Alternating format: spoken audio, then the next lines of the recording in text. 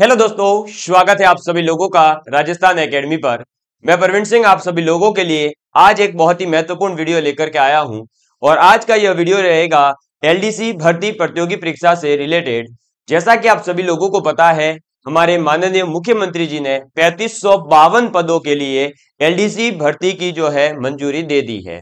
तो सबसे पहला जो आज अभी बच्चों का बार बार एक कमेंट आ रहा है उसको मैं क्लियर कर देता हूं। जैसे ही भर्ती की घोषणा हुई या मिली मंजूरी जैसे ही, तो बार बार आने लगा सर सीईटी में कितने मार्क्स होंगे, पाठ्यक्रम में कुछ होगा क्या, पद कितने आएंगे, योग्यता क्या रहेगी, आयु सीमा क्या रहेगी, आवेदन की तिथि बता दीजिए, परीक्षा तिथि कोई तो पूछ रहा है, कोई कह रहा है कि सर अब बता दीजिए अब क्या करूं। जैसे पिछले 5-6 साल से तो वो पढ़ ही रहा था इस भर्ती के लिए। तो देखिए आज पूरी डिटेल में मैं बता देता हूं आपको। सबसे पहले बात करें अगर सीईटी के कितने अंक चाहिए है, तो मैंने हर बार यही कहा है 40% अगर आपके मार्क्स हैं तो आप सीईटी की तैयारी करो।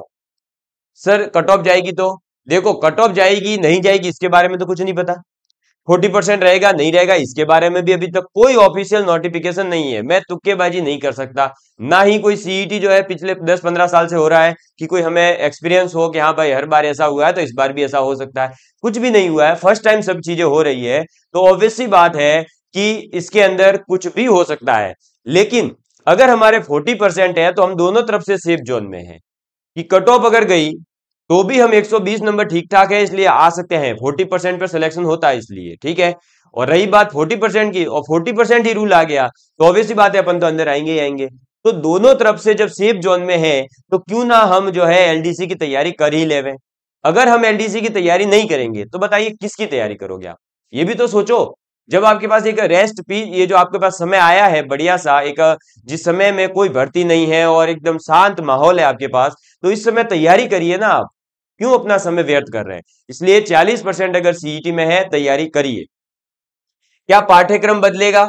जैसे ही अन्य भर्तियों के लिए आया कि इसका ये पाठ्यक्रम हुआ, इसमें साइकोलॉजी हटी, इसमें वो हुआ, इसमें पेपर 2 में ये हट गया, तो आपको बता दूं उस नोटिफिकेशन के अंदर जितनी वैकेंसीज आती है वरिष्ठ अनुदेशक की, कनिष्ठ अनुदेशक की, सभी की, लेकिन वहां एलडीसी यूडीसी जो एलडीसी का एग्जाम है कनिष्ठ सहायक या जूनियर आपका असिस्टेंट, इससे रिलेटेड पाठ्यक्रम में कोई परिवर्तन का वहां नहीं दे रखा है। इसका मतलब चांस ये है कि आपका पाठ्यक्रम नहीं बदलेगा। समझ में आ गई बात। और वैसे भी एलडीसी के एग्जाम में सभी सब्जेक्ट इंक्लूड है, चाहे जीके की बात करूं, करंट की बात करूं, इंडिया जीके की बात करूं, चाहे आपका मैथ्स हो, साइंस हो, रीजनिंग हो, हिंदी हो, इंग्लिश हो, कंप्यूटर हो। तो जब इतनी सारी सभी सब्जेक्ट आ गई है तो इसके अलावा तो और क्या डालेंगे सब्जेक्ट में। कोई आपको इथिक्स या साइकोलॉजी या फिलोसफी ये तो नहीं पढ़ाएंगे, एलडीसी बना रहे हैं आपको। तो सीधी सी बात है कि वहां पर जो है आपके पाठ्यक्रम में बदलाव का कोई उम्मीद नहीं है। इसलिए जो 2018 का पाठ्यक्रम है उसी पाठ्यक्रम के अनुसार अभी से अपनी पढ़ाई शुरू कर दीजिए। क्लियर। और उसके लिए साइंस की कंप्लीट क्लासेस हमारे यूट्यूब चैनल पर अवेलेबल है, एडवांस साइंस, ठीक है ना।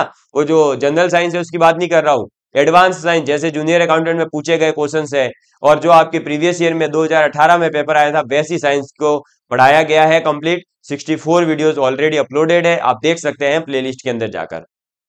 अब बात करते हैं पद की।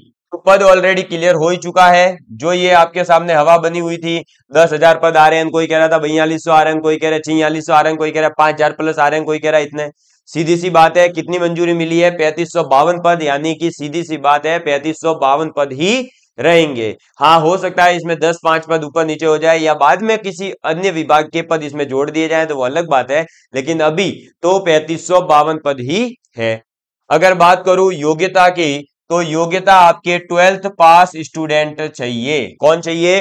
12th पास। या तो 12th पास होना चाहिए या फिर उसका 12th जो है रनिंग होना चाहिए, यानी इस बार जो 12th के एग्जाम दे रहे हैं वो सभी विद्यार्थी इस एग्जाम की प्रिपरेशन कर सकते हैं।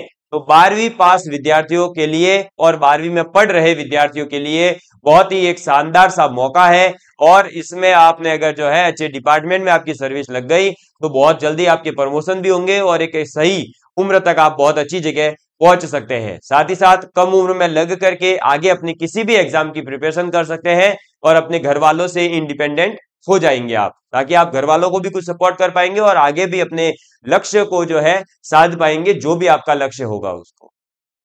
आयु सीमा की अगर मैं बात करूं तो आयु सीमा आपकी जो है 18 से 40 साल, ठीक है।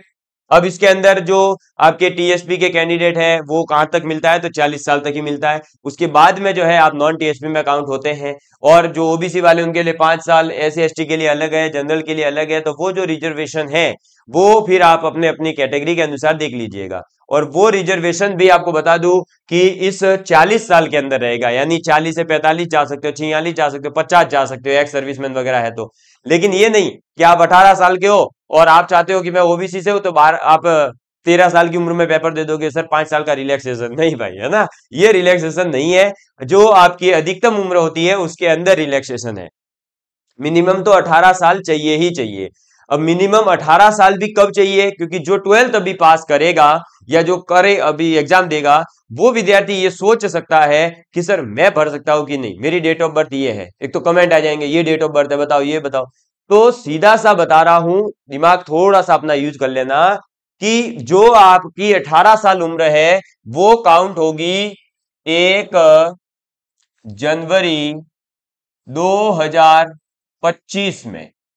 मतलब आप अगली जनवरी तक अगर 18 के हो जाओगे, यानी आप में से अगर किसी भी विद्यार्थी का बर्थडे इस साल आएगा और वो 18वां बर्थडे है, तो फिर आप फॉर्म फिल कर सकते हो। सीधी सी बात ये है, समझ गए। तो ये डेट है, इसके बाद में आपका जो है बर्थडे, मतलब आपकी 18 साल हो रही है तो नहीं भर सकते। इस तक अगर आपकी होगी तो आप फॉर्म फिल कर पाएंगे। इसके बाद में हो गया आपका पद, आयु सीमा, ये सब। अब देखिए आवेदन तिथि और परीक्षा तिथि की बात करें। परीक्षा तिथि आपके पहले ही बता दूं जुलाई अगस्त के बाद में होगी, यानी कि ये मान के चलो सितंबर अक्टूबर के आसपास होगा, क्योंकि उसी टाइम पर लगभग सभी एग्जाम हर बार हो रहे हैं। और इस बार चुनाव भी है, आप सभी लोग जानते हैं, तो इस वजह से थोड़ा सा डिले हो गया। तो सितंबर तक पहुंच सकता है, क्योंकि आरपीएससी ने अपना जो कैलेंडर निकाला है, जिसमें 3 भर्तियां हैं, प्रोग्रामर और संस्कृत शिक्षा विभाग फर्स्ट ग्रेड, संस्कृत शिक्षा विभाग सेकंड ग्रेड। तो उनकी एग्जाम आपने देखा होगा दिसंबर के अंदर है। तो यहां पर भी दिसंबर तक ही जाएगा, बीच में कोई चांस ही नहीं है। जून जुलाई तक तो ये जो चुनावों का पूरा माहौल होगा वो खत्म होगा, उसके बाद में भर्तियों की बात आएगी, उसके बाद में एग्जाम की बात आएगी। क्लियर। फिर आवेदन तिथि, आवेदन तिथि जो है आपको पहले ही बता दूं, मार्च से पहले पहले आ सकती है या मार्च में ही आ सकती है। ठीक है, कब, मार्च में, क्योंकि जो भर्ती की मंजूरी मिल चुकी है, अब इसका नोटिफिकेशन जारी होगा। और नोटिफिकेशन जो है कब जारी होगा, एग्जैक्ट डेट कोई नहीं बता सकता। अब सीधी सी बात है, भर्ती की जो है, अगर ये मान लीजिए माहौल बन चुका है, तो माहौल बनने के बाद में भर्ती कभी भी निकल सकती है, कभी भी नोटिफिकेशन आ सकता है। और जो देखिए आप समय कितना फास्ट जाता है। जूनियर अकाउंटेंट की भर्ती निकली थी, सीईटी एग्जाम होना था, लोग सोच रहे थे पता नहीं कब होगा, कब सीईटी की कट ऑफ आएगी। देखो सीईटी की कट ऑफ भी आ गई थी, एग्जाम भी हो गया, पेपर भी हो गए, अब तो आंसर किया भी आने वाली है। और बहुत जल्दी जिनका सिलेक्शन होगा वो तो अपना पोस्टिंग ऑर्डर देख रहे होंगे, और जिनका चयन नहीं हुआ होगा वो अगली भर्ती की तैयारी कर रहे होंगे। केवल कुछ छोटी छोटी सी गलतियों के कारण हो सकता है कुछ विद्यार्थियों की मेहनत का फल नहीं मिला हो, लेकिन बहुत सारे विद्यार्थी तो केवल और केवल इसलिए रह जाते हैं क्योंकि वो लोग भर्तियों का इंतजार करते रहते हैं। अब यहां पर इसका इंतजार मत करिए, अब यहां पर सीईटी की कट ऑफ का वेट मत करिए, आपके पास में समय बहुत कम है। और अब वैसे भी जब युवाओं का एक दौर है, अब लगातार सोशल मीडिया बढ़ता जा रहा है, इसलिए छोटी सी छोटी बात भी बहुत ज्यादा वायरल होने लगी है। तो अब जो है काम थोड़े से फास्ट होने लगे हैं, लगातार भर्तियां भी अब निकलने लगी है। तो क्यों ना हम जो है सतर्क होकर के पढ़ाई कर ले। तो इसलिए आवेदन तिथि आपको बता दिया, मार्च तक आपकी नोटिफिकेशन आ जाएगी, आप तैयारी में लग जाइए। आगामी दिनों की रणनीति, तो आगामी दिनों की रणनीति यही है कि जब तक आपका नोटिफिकेशन नहीं आ रहा है तब तक आप उस सब्जेक्ट को जरूर तैयार कर लेवें जिसमें आपको कॉन्सेप्ट समझने की जरूरत है। वो जैसे कि आपका हो सकता है कि साइंस के अंदर फिजिक्स वाला पोर्शन है, उसको समझिए, उसके न्यूमेरिकल करिए। आप एलडीसी 2018 में देखिए न्यूमेरिकल आया, जूनियर अकाउंटेंट में देखिए एक न्यूमेरिकल आया। तो क्यों ना हम अपने एक एक अभी जो टाइम है इस टाइम में एक एक नंबर को बढ़ाते चलें। और जूनियर अकाउंटेंट में तो एक क्वेश्चन 3 नंबर का था, अरे 3 नंबर में तो हजारों रैंक के ऊपर नीचे हो जाती है। तो आप अगर जो है अभी एक दिन भी अगर लगा दोगे न्यूमेरिकल पूरे सीख जाओगे। समझ में आई बात। एक दिन लगा दीजिए, एक एक टॉपिक को कंप्लीट कर दीजिए। मैथ्स के अंदर अभी जो है आपके पास में समय है, अभी आप बेसिक को समझ लीजिए, उसके बेसिक को अप्लाई करना सीखिए, बाद में ट्रिक वगैरह तो आपके पास खूब समय है, अभी से ही डायरेक्ट ट्रिकों पर जाकर के मत पढ़िए, ये भी ध्यान रखना। फिर इसकी पूरी A to Z जो जानकारी है भाई, इसका सिलेबस क्या है, वो सब मैंने ऑलरेडी यूट्यूब के ऊपर डाल रखा है। आप LDC की प्लेलिस्ट में जाकर चेक कर लीजिए, वहां पूरा पाठ्यक्रम मैंने डिस्कस किया है, क्या पढ़ना है, कहां से पढ़ना है, कैसे पढ़ना है। ठीक। और मेरा खुद का 2018 में चयन हुआ था, इसलिए मैं आपको ये सब जानकारी दे रहा हूं। मैंने साइंस कहां से पढ़ी थी तो मैंने आपको बता ही रखा है कि मैं IIT JEE क्वालिफाइड हूं, लैब असिस्टेंट में सेलेक्टेड हूं, LDC, PTET, RRB, ALP जैसे कुछ एग्जाम्स निकाल रखे हैं और पिछले 5 से 6 साल से पढ़ा रहा हूं। तो उस आधार पर मैंने जो अपने पूरे अनुभव से बहुत ही बढ़िया शानदार नोट्स तैयार किए हैं, उन्हीं की क्लास आ रही है। आप क्लास देखिए, आपको पता चल जाएगा साइंस और मैथ में कि किस लेवल के क्वेश्चंस आते हैं, और उसी लेवल का पूरा वो कंटेंट हम कोशिश कर रहे हैं बहुत जल्दी आप लोगों के लिए बुक फॉर्मेट में आएगा। आपके नोटिफिकेशन से पहले कोशिश कर रहा हूं कि आप सभी लोगों तक साइंस की बुक आ चुकी हो, बहुत शानदार बुक आने वाली है। ठीक है, तो चलिए अब मिलते हैं अगली क्लास में। ये जो भी जानकारी आपको देनी थी छोटे से वीडियो में दे दी है, अब इसको लंबा चौड़ा 2-4 घंटे का वीडियो बनाकर या 2-4-10-12 वीडियो बना के मैं डिस्कस नहीं कर रहा हूं। अब आप खुद समझ जाइए, आप समझदार हैं कि अब भर्तियों की जो माहौल बन चुका है, तो अपनी तैयारी में लग जाइए। जय हिंद, जय भारत।